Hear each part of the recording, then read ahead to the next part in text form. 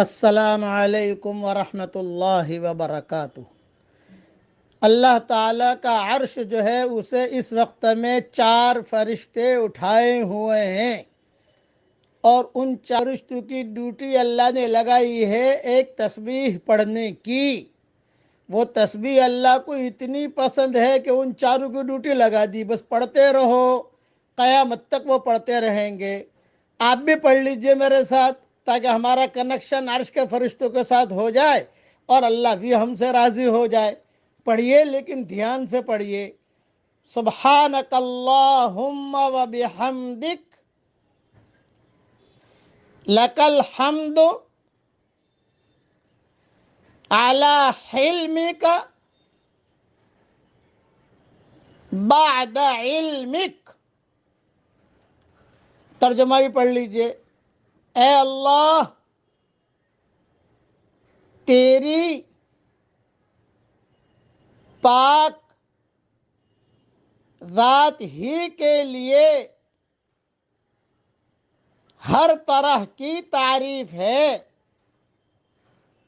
کہ باوجود علم کے، جانتا ہے ہم کتنے گناہ کرتے ہیں، سب جانتا ہے، اللہ تعالیٰ کو معلوم ہے، پھر بھی بردباری اور آپ حلم کرتے ہیں۔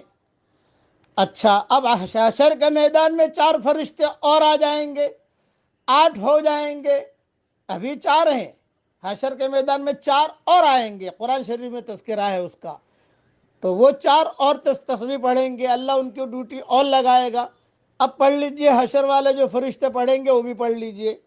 سبحانک اللہم و بحمدک لک الحمد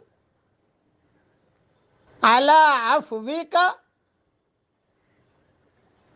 بعد قدرتک۔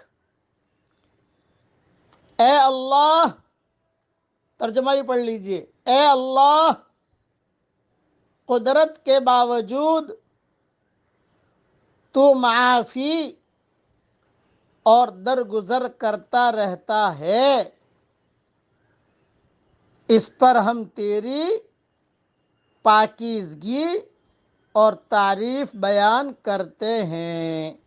اس کے حوالے میری کتاب بکھرے موتی میں دیکھ لینا، اور تفسیر ابن کثیر میں بھی جو سورہ غافر ہے اس کے آیت میں بھی اس کا سارا تذکرہ ملے گا۔ چلو، ہم نے اتنا پڑھا، دیکھیے اللہ کتنا خوش ہو گیا۔ وہ فرشتے کو ڈیوٹی تو ہے ہی، لیکن اللہ نے ہمیں پڑھنے کی توفیق دے دی۔ اللہ تعالیٰ، میں دعا کرتا ہوں کہ اے اللہ، ہمارے دین کے سورج کو عروج نصیب فرما۔ اے اللہ، ہمیں اپنا رازدار بنا لیجئے۔ اے اللہ، ہمیں اپنا ولی جا بنا دیجئے۔ اے اللہ، ہمیں تیرے خاص بندے اور بندیوں میں شامل فرما دیجئے۔ آمین آمین۔